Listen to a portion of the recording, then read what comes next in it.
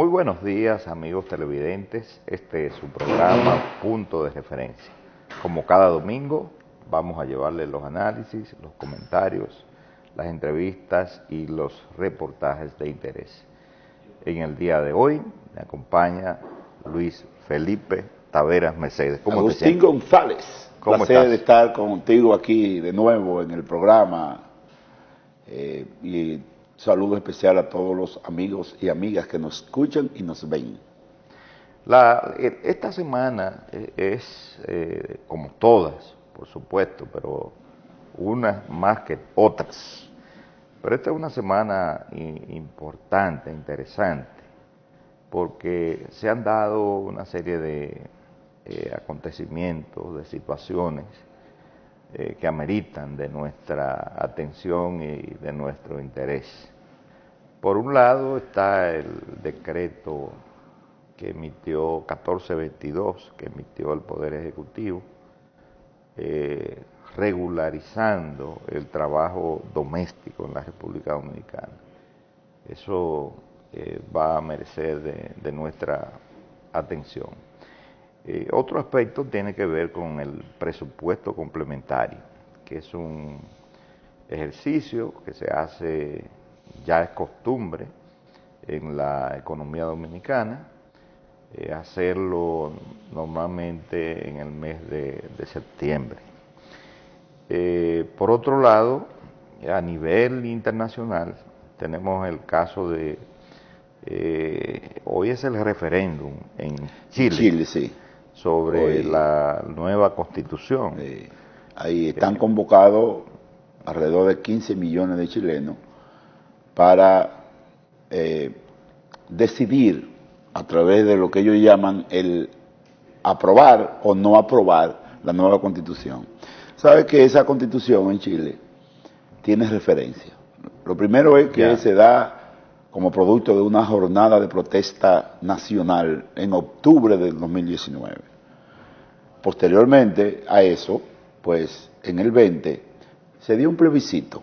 Ese plebiscito acordó con el 80% de aprobación modificar la Constitución chilena, que viene del año 1980. Es decir, esa Constitución tiene en Chile 42 años. En tiempo de Pinochet, ¿qué quiere decir esto? Esto quiere decir que esa Constitución se aprobó en medio de dos situaciones que no se están dando actual. La primera situación, un gobierno autoritario, por lo tanto, limitaba de manera sensible las libertades individuales y colectivas. Y en segundo lugar, hay que recordar que en Chile fue de los primeros países que se aplicó el modelo neoliberal. Y entonces eso se plasmó en la Constitución. De lo que se trata entonces, y por eso fue que el 80% en el 2020, en plena pandemia, se convocó un plebiscito y decidió aprobar una nueva Constitución. Para tales efectos se eligieron 154 fueron asambleístas constituyentes, es decir, no fue el Congreso o no es el Congreso originario que redactó la Constitución, sino una constituyente elegida para tal efecto, que concluyó en junio pasado su labor. Pues esa convención constitucional, o sea, esa asamblea constituyente, se puso de acuerdo y elaboró una constitución de 388 artículos, de los cuales 54 son transitorios. Y eso entonces ahora se va a poner hoy, en el día de hoy, en el caso chileno, se ha llamado a aproximadamente 15 millones de votantes chilenos que tienen derecho a decidir si aprueban o no aprueban el contenido de la nueva Constitución. Si no aprueban el contenido de la nueva Constitución, entonces seguirá vigente la vieja Constitución. Es decir, entonces el debate en Chile en este momento, si triunfa el apruebo o no triunfa el apruebo. Bien, hay un tema principal en el orden político que es la muerte de Mikhail Gorbachev. Sí. Pero más que el acontecimiento, es lo que significó claro, Gorbachev para la Unión de Repúblicas Socialistas y Soviéticas. para el mundo, ¿verdad? Y para el mundo. Sí. Pero eso va a ser un tema que lo vamos a tratar ahorita, aparte, entre otros temas, y está el caso también de la ley, la variación de la medida de coerción a los imputados en el caso Antipulpo. A una parte, ¿no? A los que estaban detenidos ya, ¿no? Porque había medidas de coerción antes, a algunos de ellos, a esta medida, ¿no? Bueno, entonces hay un menú interesante de temas. Un cóctel, ¿verdad? Un cóctel interesante de temas. Ya tú trataste el tema chileno y está también el atentado a la Cristina Fernández, de Kirchner, ¿no? Viuda, sí, porque era el esposo del presidente Kirchner, exacto. La heredera política de esa ala del peronismo que viene de esa época, y entonces alrededor de esa figura sucedió un acontecimiento que fue un intento de asesinato, y eso ha obviamente acaparado la atención mundial. Muy bien, entonces vamos a una pausa y regresamos con las noticias comentadas y los análisis ya políticos y económicos, como es el caso del presupuesto complementario y la muerte de Mikhail Gorbachev.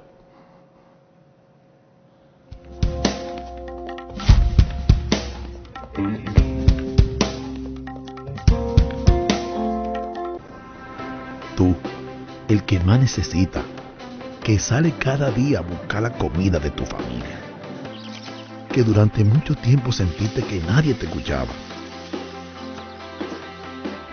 Para el presidente, va primero tú.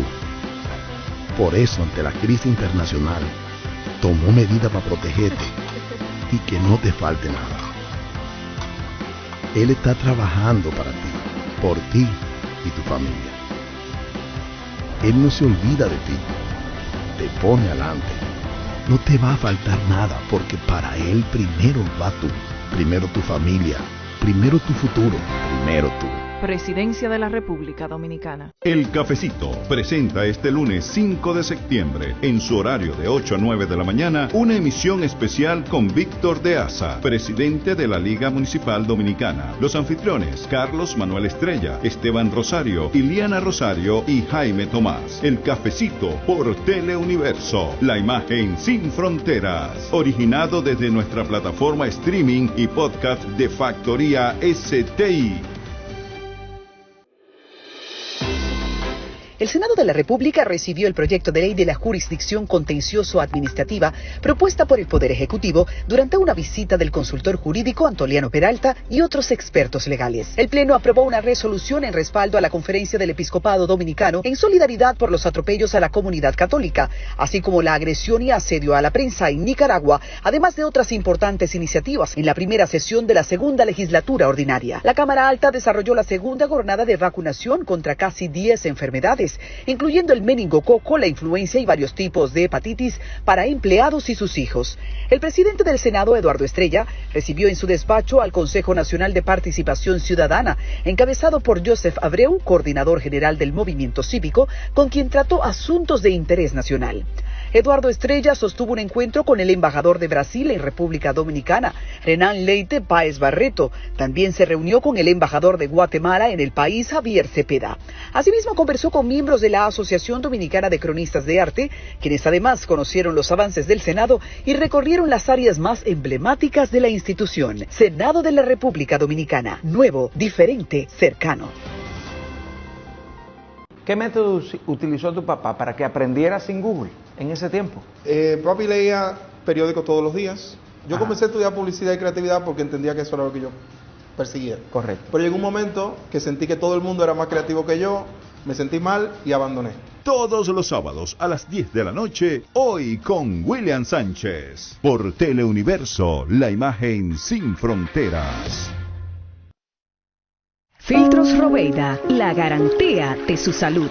En Robeida usted encuentra todo lo que necesita para el tratamiento de su agua. Llámanos y le serviremos de inmediato. 809-581-8322 Santiago. Filtros Robeida, la garantía de su salud.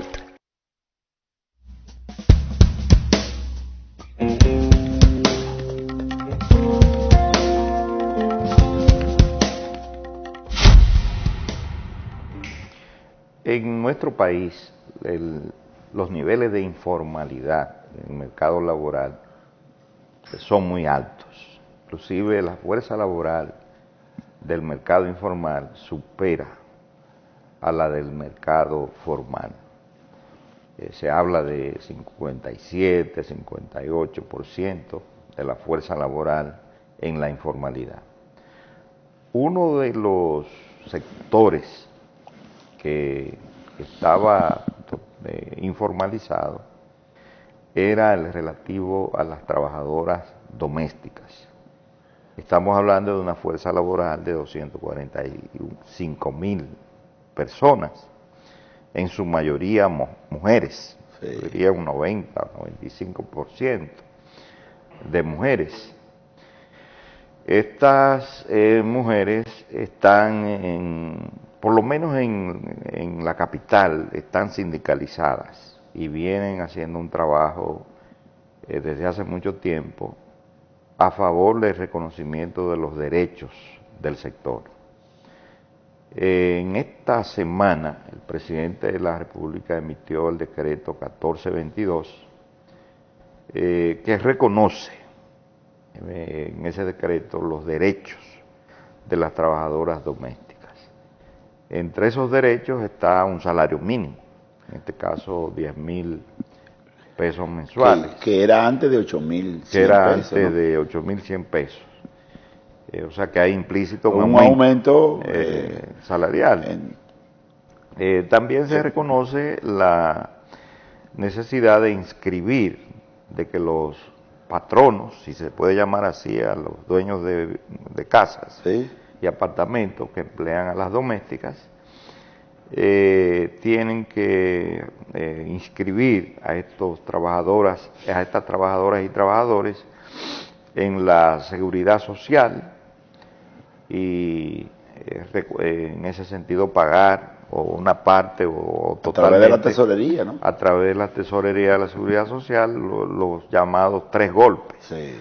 Los 3 golpes serían la pensión, el accidente laboral y la parte médica, sí, la parte de las ARS. De los seguros, ¿no? De los seguros. Sí. También el tema de las vacaciones, es decir, darle el mismo tratamiento que le da, por ejemplo, una fábrica, una industria a sus trabajadores. Yo pienso que el horario también ahí se regula, ¿no? 8 horas. El tema de los horarios, sí, de 8 horas. Aquí esa mano de obra es muy diversa y creo que tú y yo decíamos ahorita fuera de cámara que no es lo mismo una trabajadora doméstica de un tutumpote, para usar el término, sí, de Bosch. De un rico, ¿no?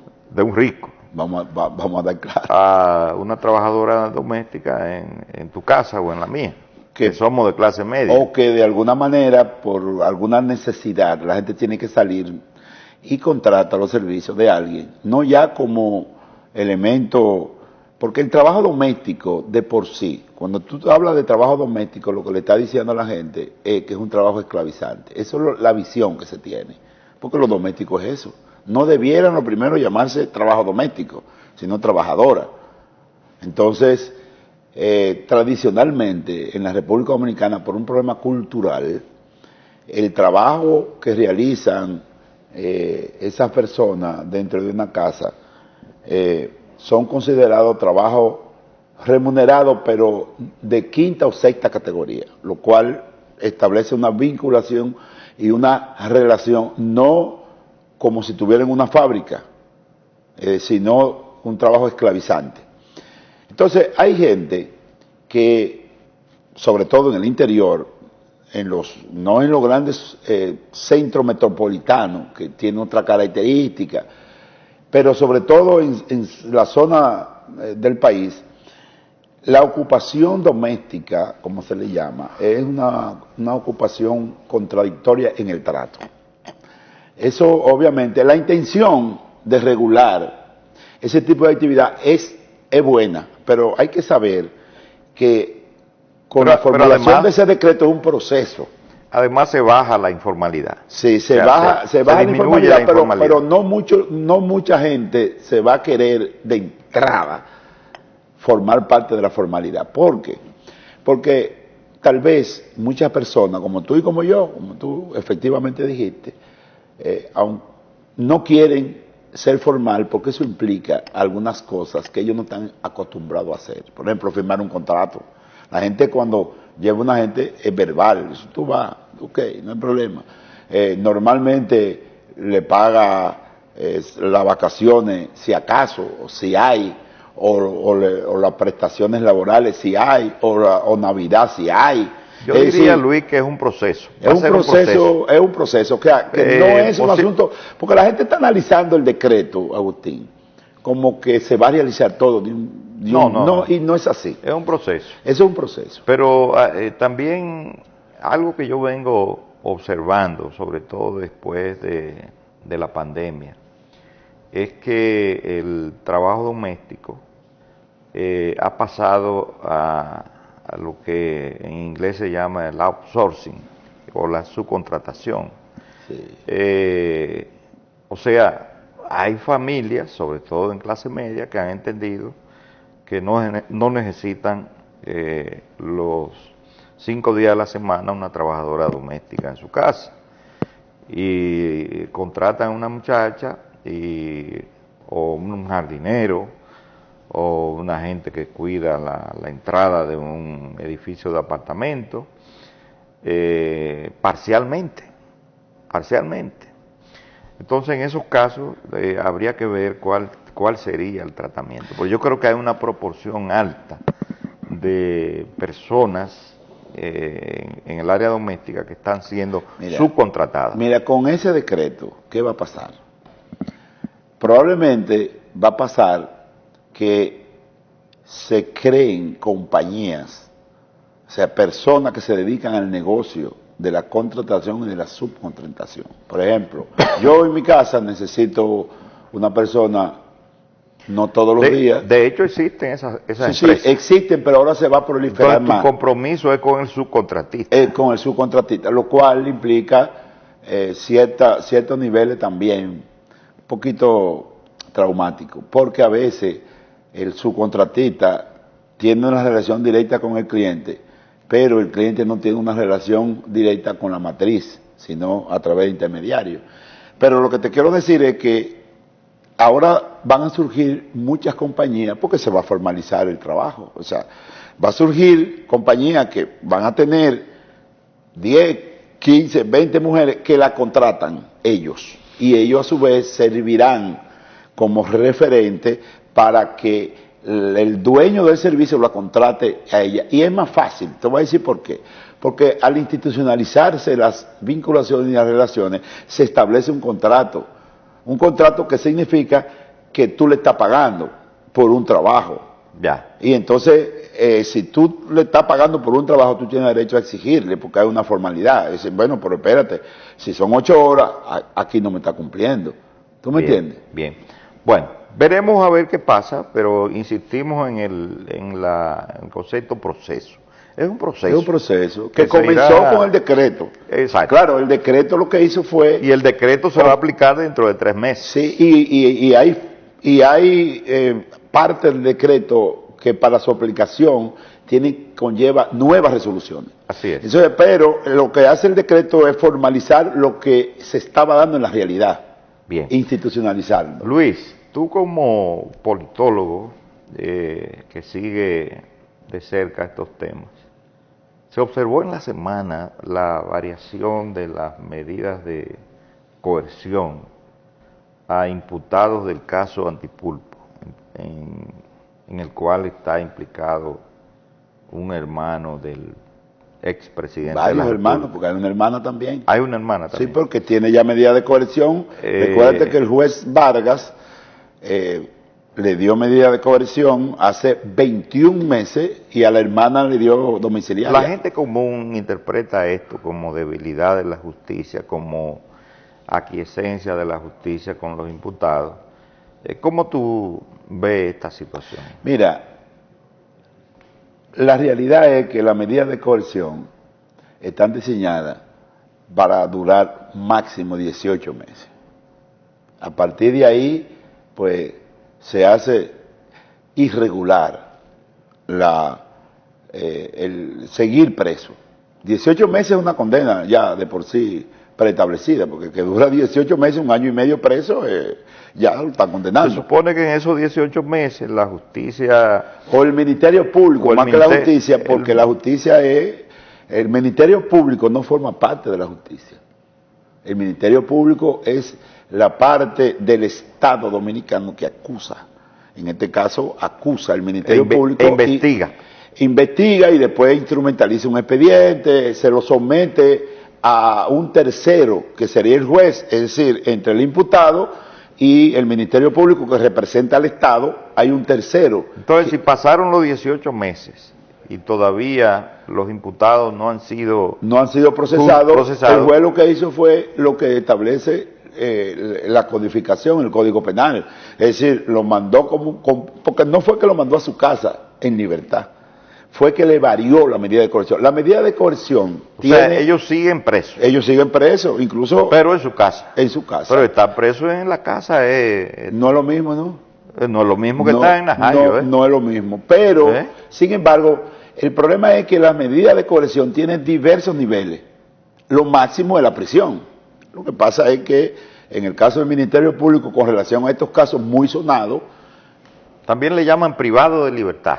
Lo privado de libertad es cuando a ti te someten y te llevan al nuevo modelo penitenciario, que le cambiaron el nombre para no asociarlo a la parte del mecanismo, la maquinaria del viejo modelo penitenciario, le llaman privado de libertad, pero eso es cuando lo llevan allá.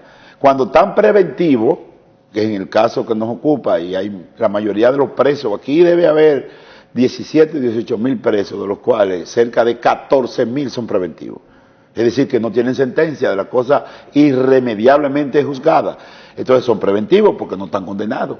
En el caso que nos ocupa de la... Pero eso implica que que está fallando el sistema. El sistema está fallando, que hay una lentitud. La justicia es lenta de por sí en todas partes. Pero aquí como que se pusieron más lenta de la cuenta. Bueno. Entonces eso implica que al no eficientizarse la administración de justicia, por el fallo del sistema, no vamos a echarle la culpa a ningún actor. El sistema como tal ha fallado porque el sistema tiene que evacuar sentencia. Entonces lo que se ha producido en todas las cárceles, sobre todo del viejo modelo, porque nosotros tenemos... dos modelos en materia penitenciaria, el nuevo modelo y el viejo modelo. Entonces se ha producido un hacinamiento. Al tener muchos presos preventivos, están hacinados cárceles, por ejemplo, La Victoria. La Victoria está diseñada para 700 y hay 10.000. ¿Cuánto? Es decir, 10.000. Ay, María Santa. ¿Qué significa eso? Lo que significa que ahí eso es tierra de nadie. En Asua, por ejemplo, que pertenece al viejo modelo también, está asignado en la mayoría, si no en todos los recintos administrados por el viejo modelo, eso quiere decir administrado por guardia, existe un hacinamiento. ¿Y el nuevo modelo qué? El nuevo modelo ya tiene otra característica. El nuevo modelo no procesa personas con ciertos criterios, porque el nuevo modelo penitenciario, por lo menos en teoría, le reviste de ciertos niveles de seguridad a la gente, ciertos mecanismos de reinserción para los fines de que cuando salga se pueda adecuar a la sociedad, y por eso que le dan allá en el nuevo modelo penitenciario un sistema de educación. Incluso hay mucha gente del nuevo modelo penitenciario que se ha graduado en universidades como producto de convenio que ha hecho el nuevo modelo penitenciario con algunas universidades. Lo que quiero decir en síntesis con relación al tema principal es que la decisión del juez se veía venir, no le quedaba más alternativa. Lo único que le varió la medida de coerción por una más benigna, que fue la prisión domiciliaria con grilletes. Grilletes significa que estarán 24/7 supervisados por una autoridad competente y además tendrán que firmar. Esos grilletes se codifican. Sí, ellos... O sea, pero el preso no sabe cómo decodificarlo. No, porque eso es una compañía que está debidamente registrada en la Procuraduría y ellos a través de ahí le dan seguimiento de manera tecnológica a todo lo que ellos pueden hacer. Ellos se pueden mover fuera de la casa. No. Ah, bueno, fuera de la casa no, porque es prisión domiciliaria. Tienen que estar en la casa. No pueden salir a la esquina. Ellos no pueden salir porque es prisión domiciliaria. La única diferencia es que en la cárcel ellos no están con su familia y no lo pueden visitar los amigos cuando quieran. Pero en la prisión domiciliaria la gente puede visitarlo cuando quiere, está con su familia. Es decir, hay un ambiente como más cómodo para el detenido. Muy bien. Bueno, vamos a una pausa y regresamos con un tema político de mucha importancia.